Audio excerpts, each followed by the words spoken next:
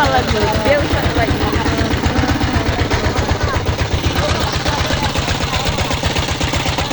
আমাদের নাগপুর নাগপুর গন্ধি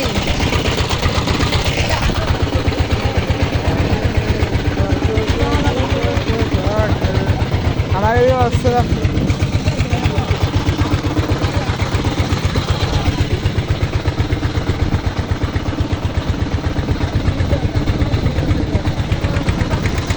अरे आ जाए